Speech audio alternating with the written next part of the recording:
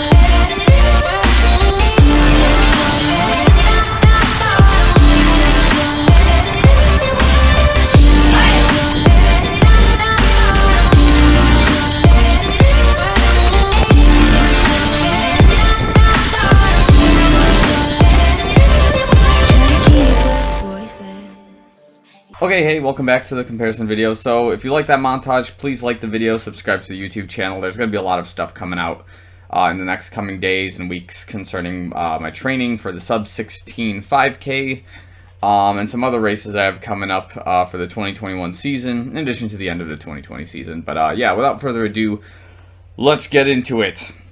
So, this is going to be an interesting video, obviously, because you're probably asking yourself, Phil, why are you comparing a Brooks carbon plate shoe to a Nike Air Pocket based shoe? So the reason this particular comparison video is happening is because in my current existing training plan, these are the two shoes that I have for the tempo runs and the threshold workouts respectively. That's at least what I bought these shoes for, and that was their intended purposes when I first got them.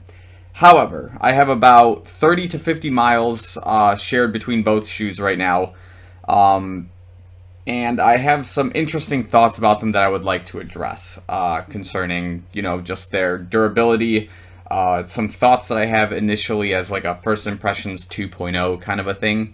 So before we even do that, let's talk about first how the shoes are looking after about 30 to 50 miles. I don't have an exact number on them. I haven't been paying attention too much right now, but let's just see. The Tempo Next Percents in this particular case, nothing too bad from the immediate looks of things in the forefoot of the shoe. It is just a little dirty from, obviously, just use, wear, and tear. Not so much on the heel. That's also because the heel is slightly raised above the midfoot of the shoe if you have it flat like this. So that's a very interesting development from Nike on that front. From the Brooks Hyperion Elite side of things, here we go. Let me put them up like this. This is what the shoes look like with 30 to 50 miles on them. Again, nothing too crazy in my opinion. In terms of wear and tear, I look for certain points always on the side of the right foot in this case, and also in the mid area of the left foot, just of course to just see the wear and tear, how it's holding up, because those are usually my not my pain points, but my striking points that I always watch out for. So far, not too much in terms of wear on those fronts, which is a good thing, I would say.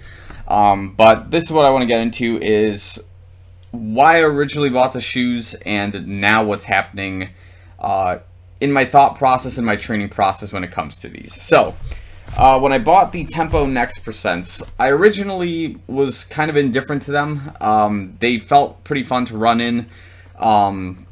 They were also changing my cadence because the push required to activate the AirPods in the shoe required a little bit of more force, and when you did activate them, your stride was just getting longer. So where I was having a usual 160 to 162 stride, I would drop to about 158, 156.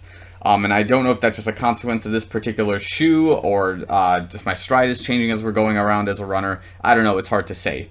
But Then I made a 2.0 first impression of this shoe, where I ended up coming out saying that I actually really enjoyed this shoe, and I wanted to bring it back into my training plan, specifically for tempo runs. That being said, it's back. It's going to be used for my tempo runs in process of training for the sub-16 5K, and I've been using it ever since, so hopefully it continues serving me well. Now, let's talk about the Hyperion Elite 2s. I bought these mostly as an experiment because I wanted to try to explore a shoe outside of the Next Percent. Not that I hate the Next Percent or I dislike it anyway. In fact, I love this shoe. It's just I want to check out some other carbon fiber plate shoes as well. My curiosity for more shoes has intrigued me to the point where, of course, I have the Hyperion Elite 2. I'm eventually going to be exploring Adidas shoe. I'm going to be exploring the Saucony, the Endorphin Pro, is it?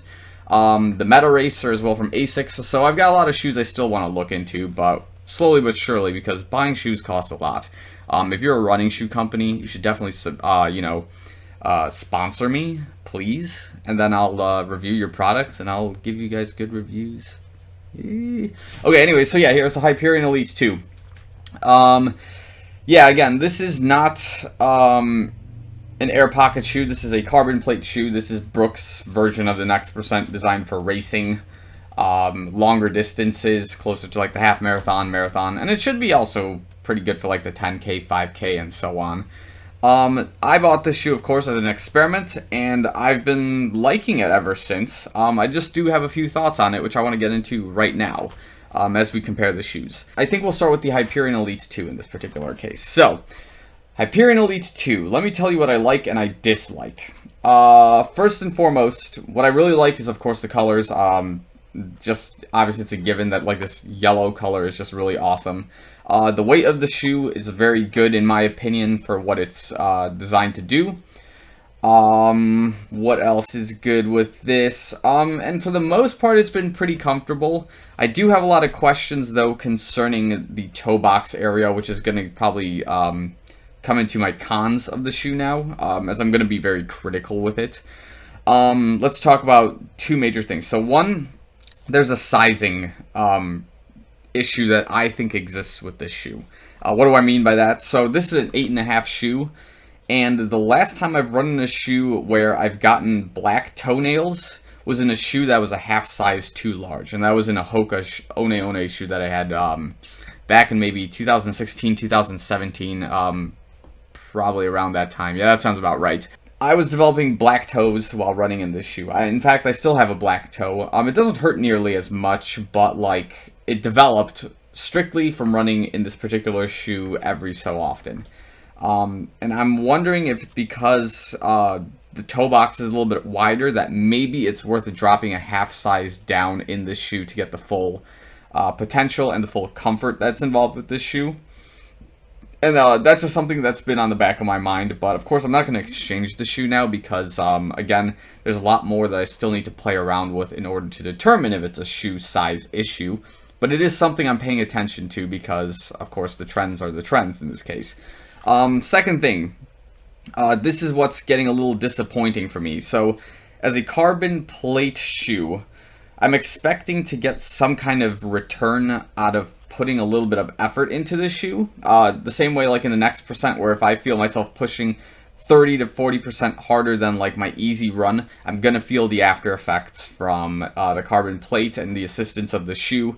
For some reason, in the Hyperion Elite 2, it's not happening. Like, I can't seem to get myself to push out of like the 640, 630 pace box in the shoe whenever I'm trying to push. And now there's a lot of factors that go into that. One of them could be that maybe I'm just exhausted when I'm running in this shoe and I can't seem to get like 2 solid tempo runs back to back going on. There also could be a case that maybe it is the sizing, where because I'm off by the size, the plate isn't responding to my foot the way it needs to be. It's very possible. But that's something I've been noticing the last 4 or 5 times I've been running with it. The only exception to this rule, though, was when I was doing treadmill work with this shoe. It was definitely very comfortable and very powerful on the treadmill, most likely because I probably tied the shoe right, or because when you're running on a treadmill, it's very different than running outside. again, a lot of different factors to consider. It's an apples and oranges kind of scenario in that particular instance, but that's some of the things I've noted. I know in my original video I was very skeptical about the shoelaces. I figured it out. I did tighten a lot of the shoelace area. I started pulling them a little bit more, and the shoelaces started working the way I guess the technology was intended to, and the shoelaces weren't really coming apart. They weren't causing any issues, so I ended up resolving that, in my opinion. So let's talk about the Tempo Next percent. Briefly, I'm not going to go too much into it. I'm going to put the link for the 2.0 video here somewhere. I'll even put the other one as well so you can kind of get my impressions on it. But yeah, ultimately the shoe is intended more for my tempo workouts, which happen like once or twice a week. And yeah, the air pocket technology felt really good for that. But here's what I'm noticing out of this shoe. This air pocket technology with these springs inside the air pockets, in my opinion, and this is going to be a real long shot opinion as of right now after doing 30 to 50 miles in the shoe, is that these air pockets are working better than the carbon fiber plate of the Brooks shoe. Now, that kind of not really defeats the purpose of why I bought the shoes in its original case, but it might end up switching their purposes in the long run. No pun intended. That being said, it may end up being the case where whenever I have to do a threshold workout or a race effort, I may actually end up using the Tempo Next percent. That's a really bold statement to make, but at the same time, it might be really understandable if and only if you agree with me that the Tempo Next percent is an amazing shoe. For the people that don't like it, they might not agree with me on this, and that's fine. I mean, again, everyone has a different feel in their shoes, but for whatever reason, the Tempo Next percent has been a blast to run in, and it really reacts very well to the efforts I'm putting into the shoe, and it's very fast. Some of my tempo workouts as of late have been easily going at about 620 pace without really even going pedal to the metal, to be completely honest. I can break the 5 minute, my bad. I can break 550 in the mile in this shoe on a treadmill right now, which again, slowly but surely we're moving up that ramp into the sub 5 minute mile range. But again, I'm seeing results from this shoe that I didn't expect compared to the Hyperion Elite. So, where does that put the Hyperion Elite in my training regimen right now? Again, I'm still going to continue testing. I'm still going to try to put in a so-called 12-minute test. For you guys that don't know what that is, it's also known as the Cooper test, I believe. I'll have to fact check that, probably. But anyways, the point is, you do 10 minutes easy, very easy effort, 12 minutes at your race pace, maximum effort, and then 10 minutes off. And whatever distance you kind of come up with in that 12-minute range in the middle, ultimately kind of tells you how you're going to do on race day. So I've probably done that in Tempo Next percents, and I think, I don't remember the numbers for them. Maybe I'll have to do them both on the same day and just see what happens. Have like a 2-a-day 12-minute test or something like that, I suppose. But yeah, anyways, looks like the Tempo Next percents right now are going to be my threshold workout shoes, and the Brooks Hyperion Elites are probably going to be considered more of like a tempo / everyday runner. But I wanted to make this video just to kind of bring up my thoughts on these particular shoes right off the bat. I did have someone in the comments ask a really good question about basically how the Tempo Next percent is comparing to the Vaporfly 4%. This is one of my old Vaporfly 4%. I kind of lost the shoelaces on them. Well, I didn't really lose them. I just like allocated them for a different shoe.